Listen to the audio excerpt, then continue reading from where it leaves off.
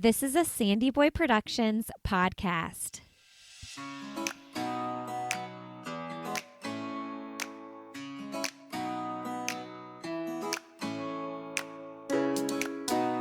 Hey everybody, welcome to Why Is Everyone Yelling? With Lindsay Hine. I am your host, Lindsay, and I am so excited to be here today for episode 1. Thank you for checking out the new show.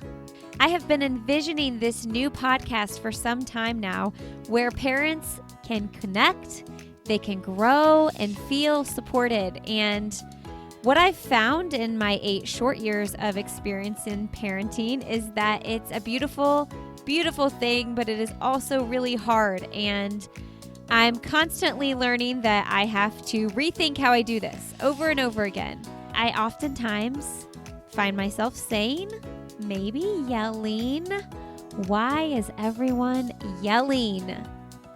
I am the mom of 4 young boys myself, ages 2, 4, 6, and 8. And I know that being a mom, being a parent can sometimes feel really lonely. And I just want to have a place here where you can walk away armed with something that will help you in your own parenting in some way, big or small, every single week. So I envision that as you listen to this show, you will smile, you will give some solid head nods, and you will feel supported. That is my main goal, that you feel supported through this show. Okay, so you're listening to episode 1, and today I'm talking with Emily Calandrelli. About 2 months ago, my kids discovered a show on Netflix called Emily's Wonderlab. I immediately walked into the room ready to tell them it was time to turn off the TV when I realized they were watching a show about science. They continued to watch it, and I think they've watched the whole series at least 3 times now. Emily is an MIT engineer turned Emmy-nominated science TV host. She's the host and co-executive producer of Emily's Wonderlab on Netflix. She's featured as a correspondent on Netflix, Bill Nye Saves the World, and an executive producer and host of Fox's Xploration Outer Space, which airs in 100 million households each week. She's also an author. Her first science children's book series, The Ada Lace Adventures, is now available. Emily is a mother herself. She has a daughter. What's really cool is she was actually 9 months pregnant when she wrapped up Emily's Wonderlab. So you get to see this awesome woman scientist 9 months pregnant hosting a show on Netflix. It's so cool. Emily shares with us about her passion for getting more girls and women involved in STEM, and we also got to add in a couple listener questions from some young fans of Emily's Wonderlab. If you have kids who like the show, make sure you grab them so they can hear the last 2 minutes of this interview, because we have a couple kid questions that they'll probably find really fun. All right, friends, if you enjoy this first episode and are excited about the podcast, please consider heading over to iTunes or wherever you listen and leave us a rating and review so we can get this into the ears of more listeners. If you do leave a rating and review, you will be entered to win the Ada Lace series, which is the science children's book series that Emily is the author of. So send us an email if you do leave a rating and review, lindsay@sandyboyproductions.com, and you'll be entered to win the Ada Lace Adventures series. All right, friends, really excited. Hope you love this interview. Thank you, Emily, for coming on. Enjoy my conversation with Emily Calandrelli. All right, well, today on the podcast, I'm so excited to have Emily Calandrelli on the show. Welcome to the podcast, Emily. Thank you so much. Congratulations on the show. Thank you. It's so exciting. Does it feel surreal?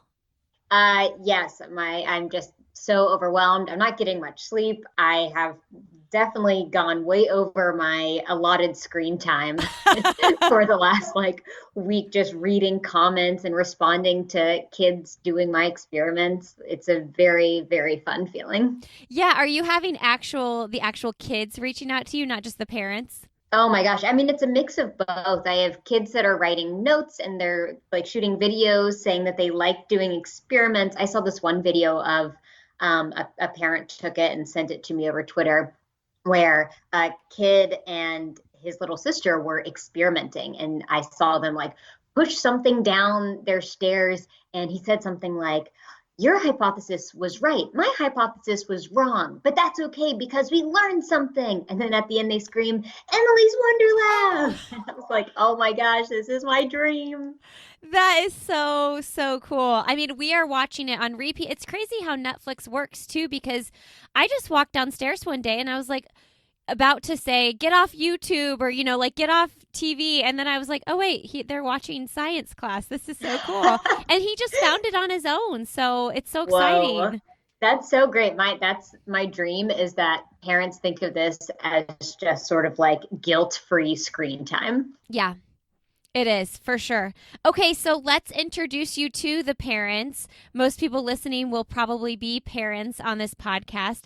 So share with us a little bit about your history. I know you're from West Virginia and you went to MIT. So how did you get interested in the world of science? Right. Well, it's funny because when I was a kid, I never really considered myself one of the smart kids.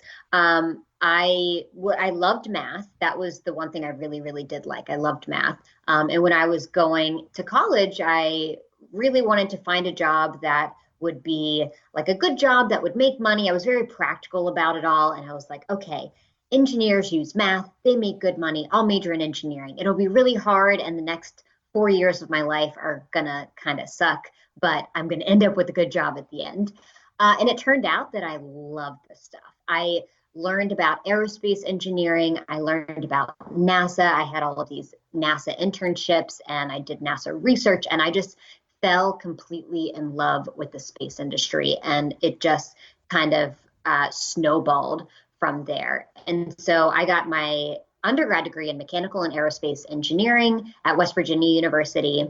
And then I went to MIT to study aeronautics and astronautics engineering, and then another master's in something called technology and policy. I was in school for a very long time and graduated. This is the wildest thing. I got a call from a production company that was like, we're looking for someone to be a host of this new space show. Would you like to be the host? And I had never done anything in TV before. I'd never done any type of TV hosting. They had just found me online because I'd made some videos about science and space. And I guess they found me that way. And I said yes. And that was 7 years ago now. Wow. That was my first TV show. And it's just kind of, everything kind of happened after that. Yeah, that's what I was wondering. Because it's like, I know you're super into science, but how do you then combine two passions for like production and being in front of the camera? And how are you gifted in both of those arenas? So it's so cool to see you combine those. So that you weren't even seeking that out. Do you think it's because you were one of the only females in your program? Were they looking for a female voice?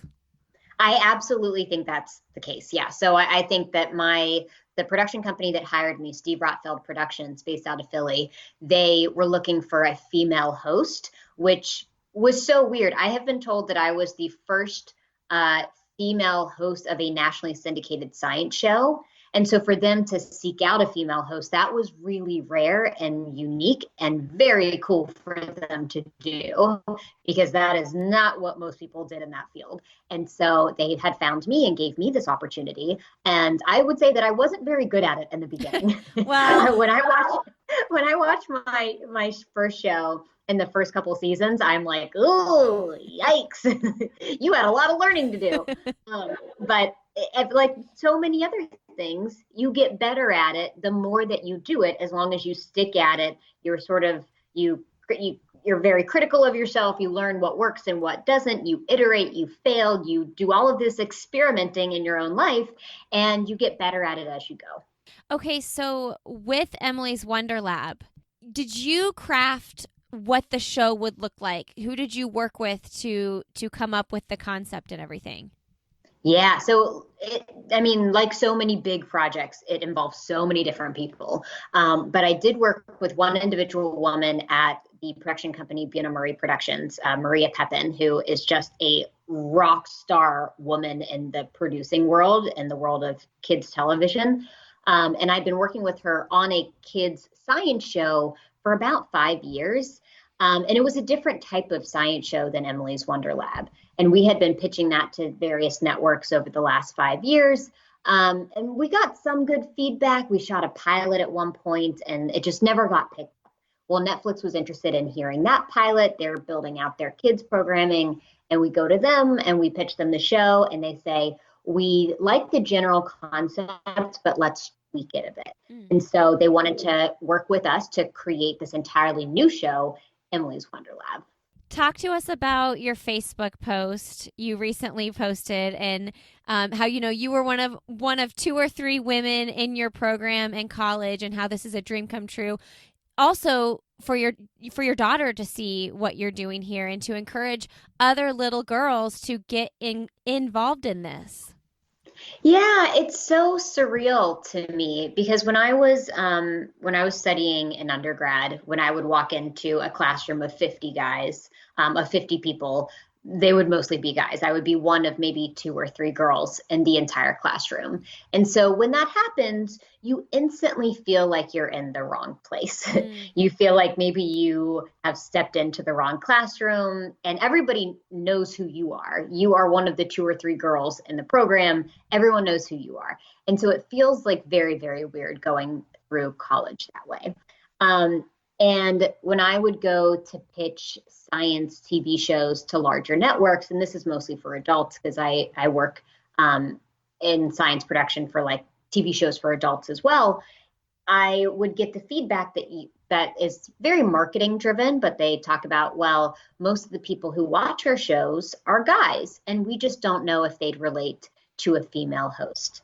And it's very funny to hear that feedback because I think in any other industry, they would be like, I don't think you can say that out loud. That seems like very blatant sexism. But when you wrap it in this guise of marketing and it's sort of like a business risk that they're taking, it's okay to do that.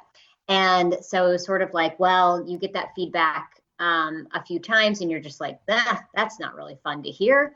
And so after 5-6 years of pitching TV shows and not being super successful in that arena, it takes a toll. It's very taxing.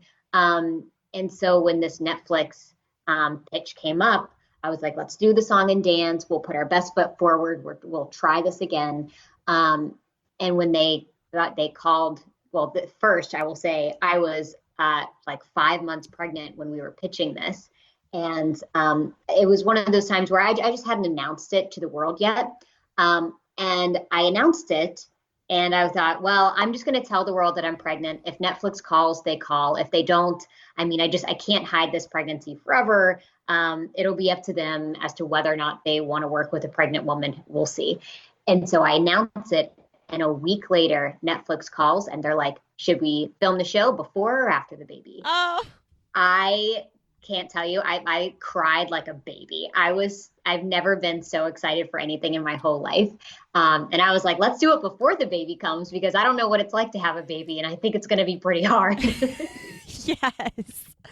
Oh, it's so good. I mean, that's one of my favorite parts is the first time I watched, I was like, she's like really pregnant. This is so freaking cool.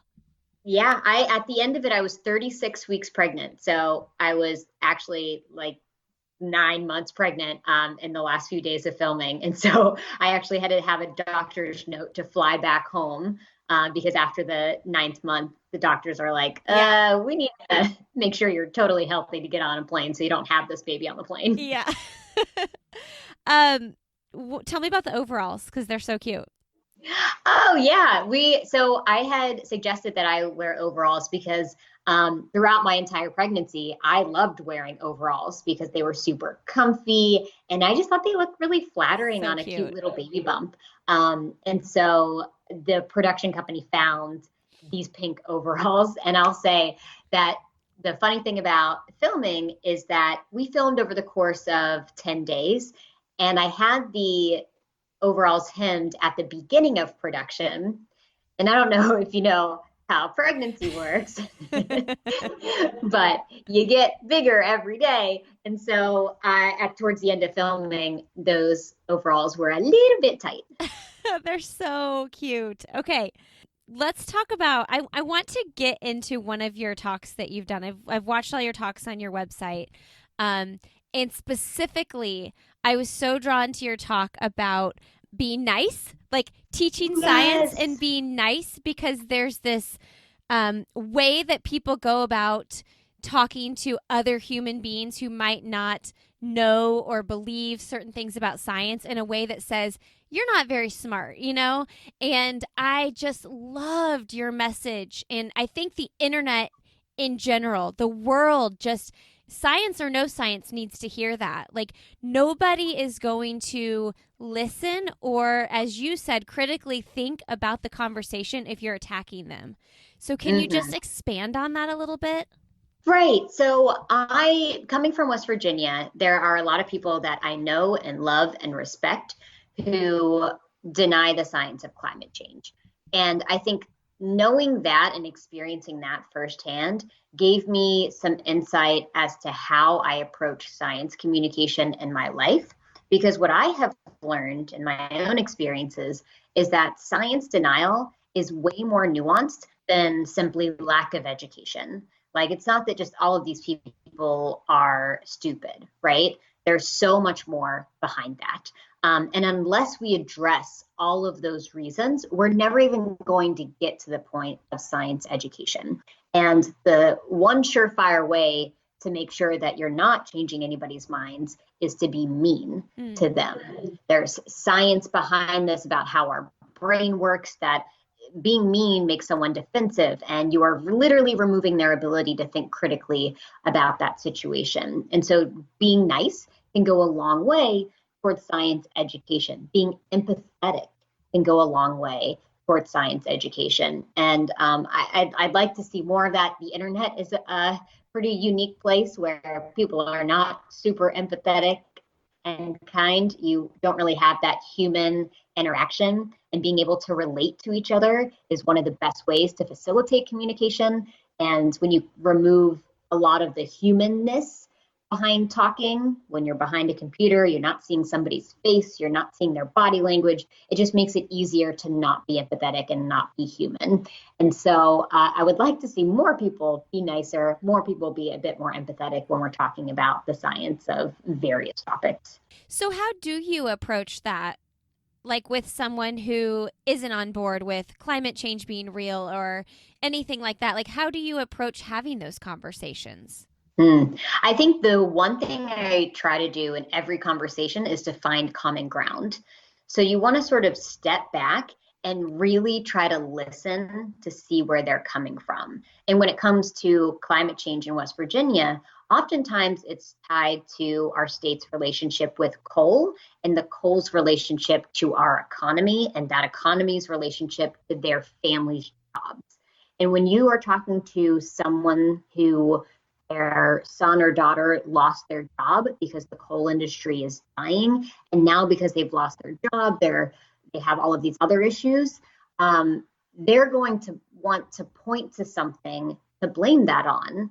And it's very easy to think, well, because we're trying to fight climate change, all of these environmentally friendly policies aren't very friendly to me. And it drives them to want to ignore the science of climate change or outright say it's a hoax, because from their perspective, they think that that is hurting their son or daughter, and they want to be able to protect their son or daughter. And unless we really address the economic issues, we're not even going to get to the science. Like that, this isn't about the science in that particular situation. We see it as a science issue, but it's really a jobs issue. It's really like a drug addiction issue. There's a lot more to unpack in that particular case. And I would like to argue that any case of science denial has way more to unpack.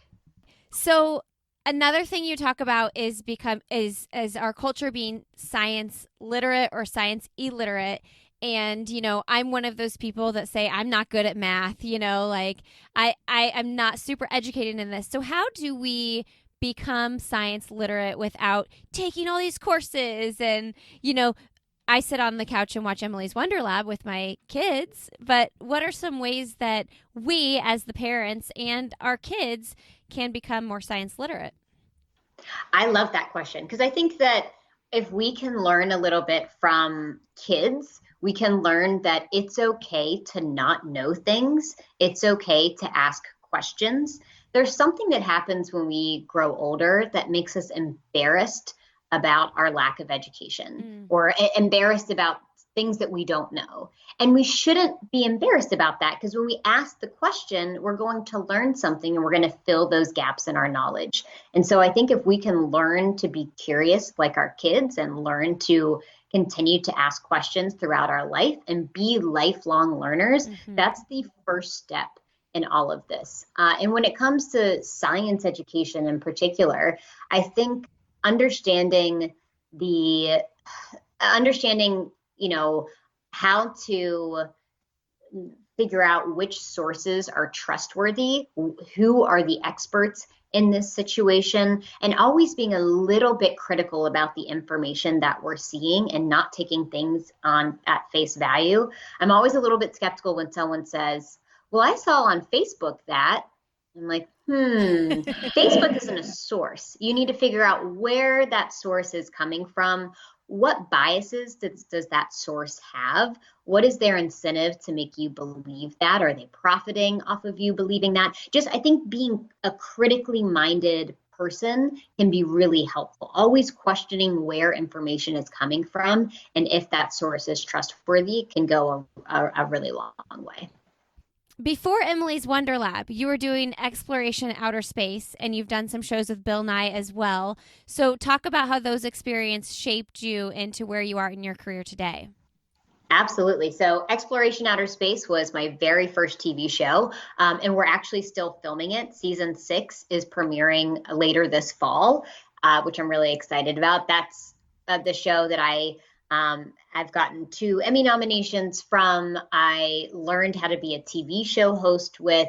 That's a show that is near and dear to my heart, and it's all about me going to different NASA centers and private space companies and universities to showcase the most exciting things happening in the space industry today. So while on Emily's Wonderlab, I'm known as just a general science person, my background is all in aerospace engineering and the space industry. And that's where a lot of my expertise lies and a lot of my passion lies. And so on the interwebs, I am known as the Space Gal. And that's mostly due to the fact that I've had this TV show for 6-7 years now. So that show is near and dear to my heart. That's how I learned how to be a TV show host and an executive producer of a show. And the Bill Nye Saves the World, that was my first big time Hollywood kind of TV show. Being able to work with Bill Nye is clearly a dream come true. He's someone who I think is just a master of his craft, where he combines science storytelling and hardcore science knowledge and understanding together seamlessly to create this beautifully educational and entertaining content. And so working with him was really incredible. And I learned so much from that show. And so, but from there, I just continued to try to create my own TV shows and pitch my own science shows. I have a Rolodex of science shows that I've been pitching for the last 5 years that I'm still trying to get on air, and one of which was Emily's Wonderlab. So I'm super excited to bring that one to the public, but I have a few more in my back pocket that I'd like to create as well. What service is Xploration Outer Space on? Where do we watch that? Yes, good question. So Xploration Outer Space is Saturday mornings on Fox. It's also available on Amazon Prime. Okay. That's just it. Nobody, it seems like, is watching just regular old TV. My kids are always going straight to Netflix, which is probably why the show on Netflix is just exploding. I know. It really, it makes it so easy to just be able to watch something anytime, whenever you feel like it, binge watch the entire season. I mean, there's something very, very special about Netflix. Okay, but now I'm going to make it an exciting thing if we're ever home at 9 a.m. On a Saturday morning to say, boys, Emily is on Fox at 9 a.m. Hmm. Oh, Yep. that's so great. Did you learn from Bill Nye that you will carry with you in both the storytelling TV world and also the science world? I think from him, I mean, one, you just have to know your science through and through. You're going to be criticized from all different angles, and you just really want to make sure that you have your bases covered and that you know what you're talking about. I think that's the first and most important thing with anything having to do with science television. But the other thing that I saw him do was perform. Like, he is such a good performer on stage, and that is just as important when it comes to science TV. So making sure you hit your lines right, making sure you have good comedic timing, like all of this stuff is very difficult. I mean, people who are stand-up comedians are incredibly talented and intelligent, and that takes so much work. I love watching like comedy specials on Netflix to try to take notes on how people do that, because I think those individuals are just like so smart and talented. And I can see a lot of that in Bill Nye as well. So just learning how to practice to be a master of your craft and combine both the education and the entertainment is something that I really learned from him. I noticed that in your TED Talks that you did. You threw a couple jokes in there. Like, it is so much about the delivery when you're giving a presentation like that. How much did you practice for those talks? Oh my gosh, hours and hours and hours. I mean, because especially in the early ones, I think my first one I gave, my first TEDx talk was in 2013, and it was one of my first big talks on a stage. I mean, I don't think I'd ever given a talk to more than a couple hundred people, and then I was in this auditorium with 3,000 people, and it just felt terrifying. And so to prepare for that, I would memorize every single word that I was going to say, and I would memorize the first like maybe 2 minutes of speech, and then I would memorize the first 4 minutes, and then the first 6 minutes, and I would just keep doing that. And I probably practice 100 hours Wow. on those speeches just so I could make sure that I said exactly what I wanted, because I took care with all of my speeches. I really try to take care to write them out. I spend way more time writing than I do practicing. But once I get the language right, once I get the facts right, I want to make sure that I present it well also. So yeah, just a lot of time.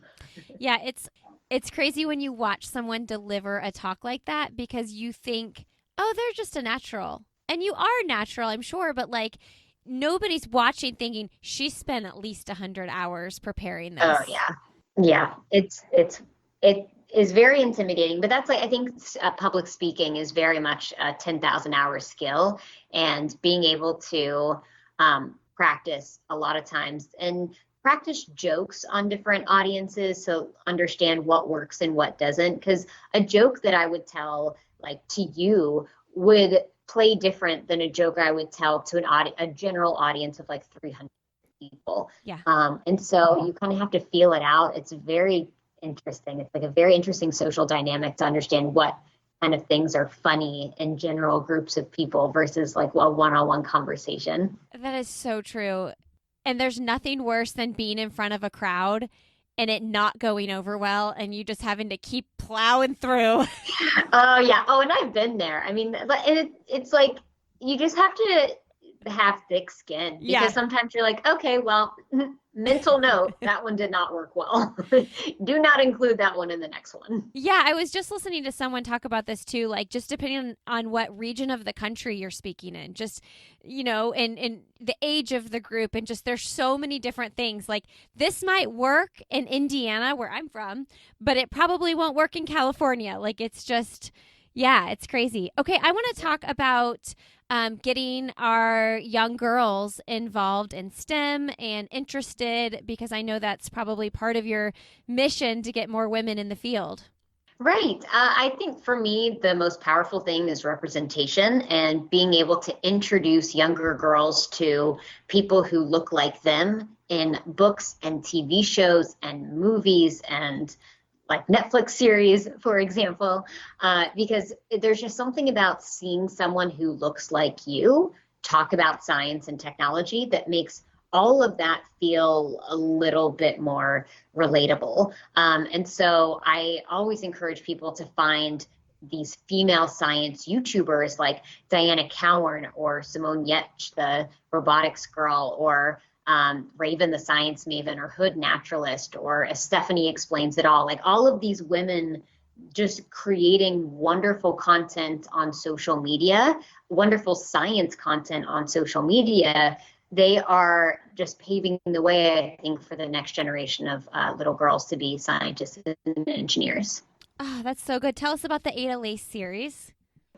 The Ada Lace series is my science chapter book series for kids ages 6 to 10, and it features a little third grader who loves science and technology and goes on adventures to solve mysteries with science and technology gadgets that she builds herself.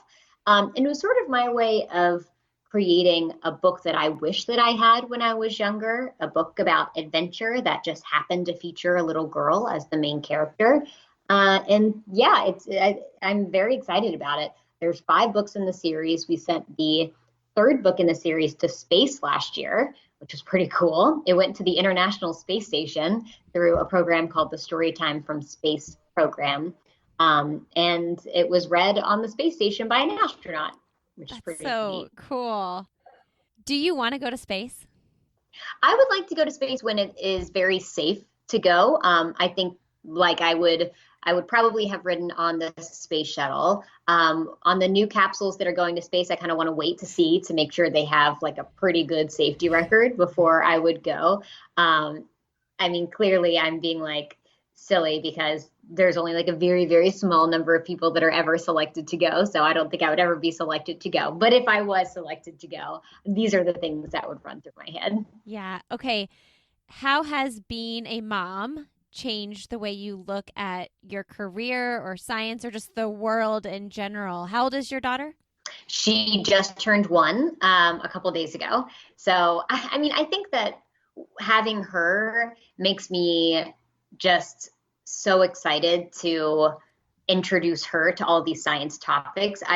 Doing the show, this was my first children's show, Emily's Wonderlab, and I wasn't really sure what my persona was going to be on a children's show because I knew it felt really inauthentic to be like a Blues Clues over the top type of person. And so I was like, if they're looking for that, that's just not going to be me. I don't know how to do that in a way that makes me not feel very Mm-hmm. cringy. And so what I tried to do was just think about how I would eventually talk to my daughter when she's old enough. And the way that I would want to talk to my daughter is to treat her like she is a very thoughtful person who is capable of understanding big science topics as long as they're explained in a fun, simple way. And so that's what I try to do on the show is talk to not basically not talk down to these kids. Mm-hmm. And thinking of her, imagining her helped me do that. And so I'm excited for her to be old enough to be able to watch the series and tell her that she was in my belly when I was filming it and do all the science experiments with her. It makes me very excited for all of that. So cool. What does your husband do? Well, I've actually met him at NASA. So he was studying to be an aerospace engineer also. And I thought he was very cute because he taught me how to solve a Rubik's Cube. Um, and later we had done this like Mars simulation camp where you pretend to be an astronaut crew on Mars. And he was the commander and I was the chief engineer. And then a few years after that, we had an internship reunion at Cape Canaveral, where we watched a space shuttle launch and we had our first kiss on the beaches of Cape Canaveral. And it was a very nerdy love story. He I like to brag on him because he's just so smart. He went to MIT and then he went to Stanford and then he went to Harvard Business School. And he's just like this very humble guy from Missouri who did all of these wonderful things and is just the smartest person I know. And he works at Google now. So we live in the Bay Area to work at Google. But yeah, pretty great. What does he think of all this? Oh, he loves it. He's my biggest fan. We stayed up until midnight the day that it premiered, and had champagne on ice ready to go. And we just stayed up till like 1:30 in the morning, binging all of the episodes. And he's just like my best support system, and he's the best. So wonderful. Okay, I'm going to have one more question before we do end the podcast. And I had my boys and a couple of the neighbor kids submit questions, and maybe you could answer them in like short snippets. But Sounds good. They're just way too excited about you coming on the show. We've talked about your show, Xploration Outer Space.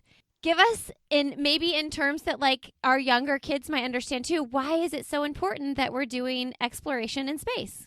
I think everything that we do in space, all the money that we spend in space, is to benefit life here on Earth. Everything from the GPS in our phones to taking pictures of our planet and understanding how our planet is changing day by day, knowing where natural disasters strike and where all the damage is being done so that we know who to help, when to help them.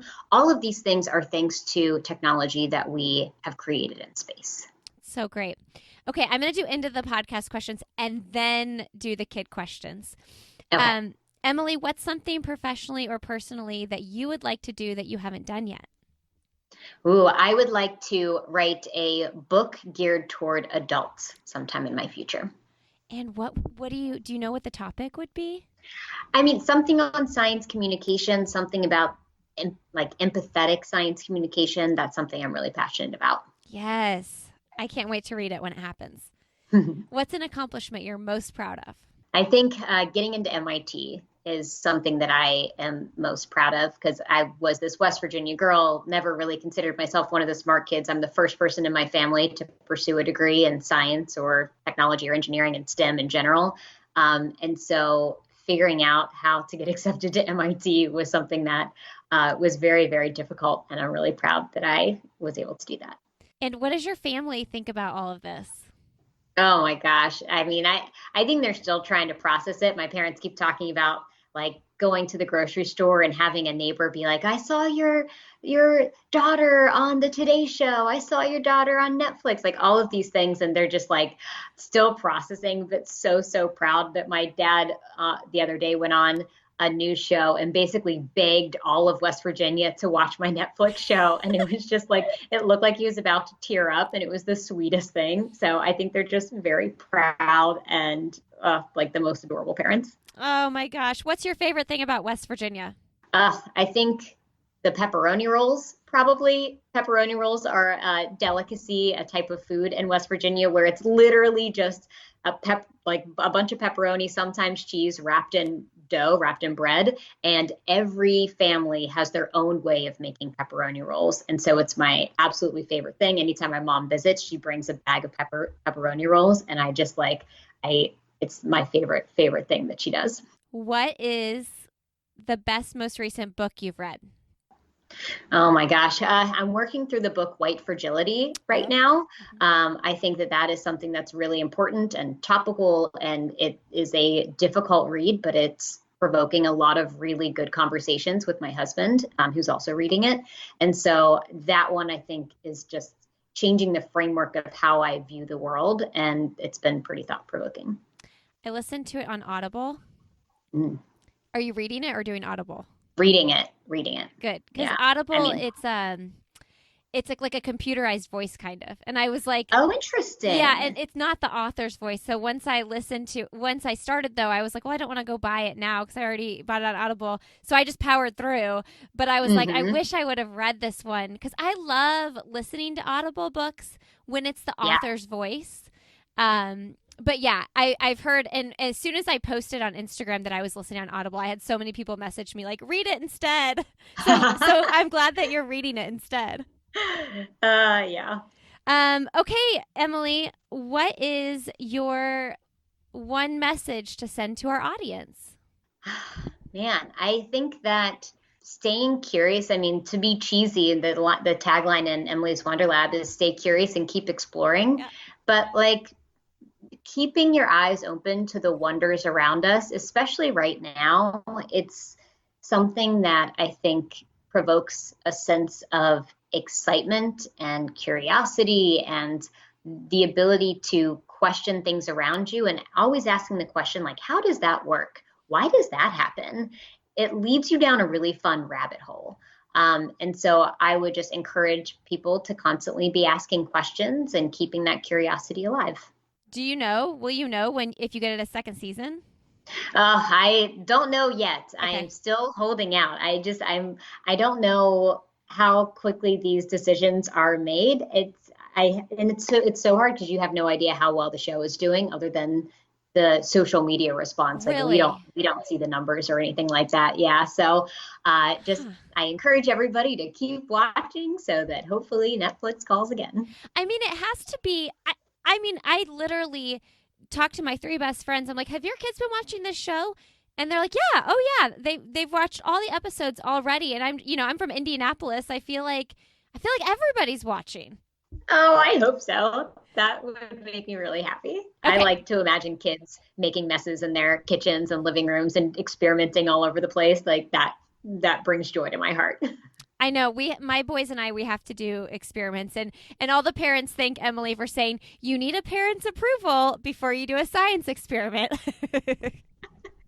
Yeah. Okay, this first question now.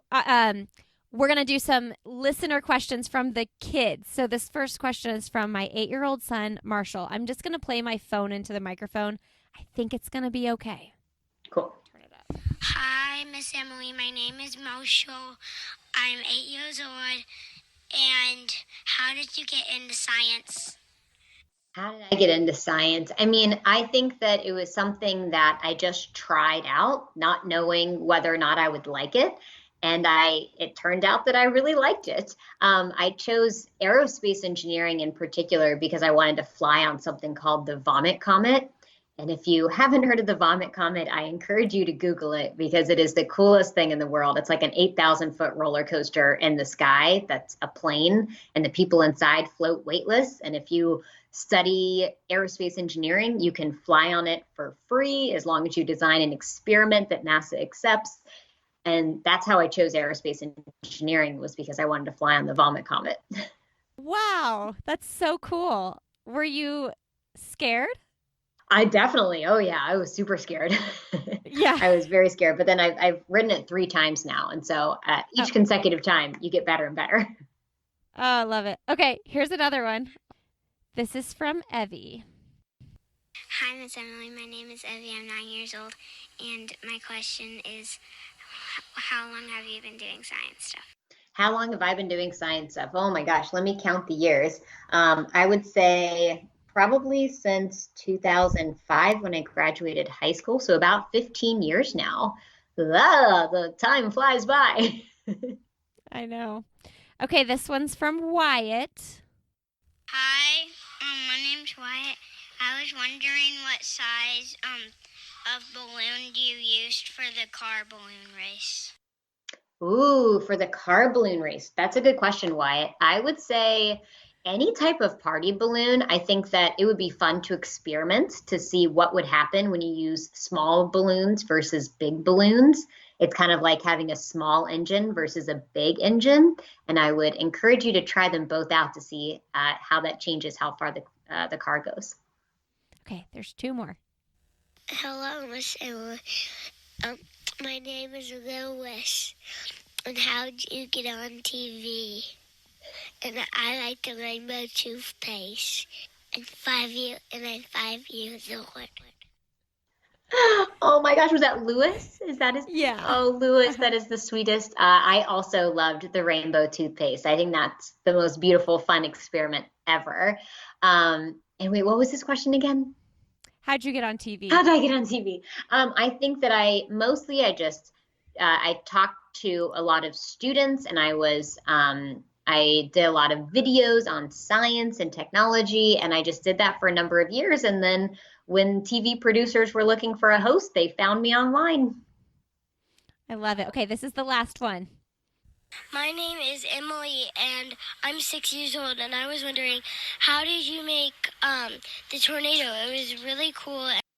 Oh my gosh, Emily, first of all, great name. We made it. There was a team of people that helped make it, but we made it with a fog machine, and we put at first we just put a plastic kiddie pool and drilled holes into the kiddie pool and put the kiddie pool on top of the fog machine, and then took a bunch of little fans and directed the air around it in a circular motion, and then put a big fan right above it to suck up the air, because one of the most important ingredients that you need in a tornado is fast air moving upwards. And so we had to put a fan right above the fog machine to suck up the air, and then we had to spin the air along the sides. And so if you do that perfectly, you can eventually start to see a tornado. Oh, Emily, this has been wonderful, and I'm so grateful that you agreed. I was like, I better get her on before she just totally explodes. Well, thank you so much for having me. All right. Thank you so much for being here today. Thank you, Emily, for coming on the show. To learn more about Emily, check out her website, thespacegal.com. You can purchase her books there. You can learn about her shows there. Definitely check out her Netflix show, Emily's Wonderlab, if you haven't done that yet. You can also find Emily on Instagram. She is the Space Gal over there. And you can find us on Instagram. We are Why Is Everyone Yelling? We have a Facebook group as well, Why Is Everyone Yelling? I hope that many of you parents will come and join us over there, and we can get to know each other and connect and feel supported. I'm on Instagram as well, Lindsay Hine 626, and you can check out the other podcasts in the Sandy Boy Productions podcast network. I'll have another with Lindsay Hine, the Up and Running podcast with Lauren and Abby, and the Illuminate podcast. So excited to add this show to the network. Thank you so much for being here, and we'll see you next Tuesday.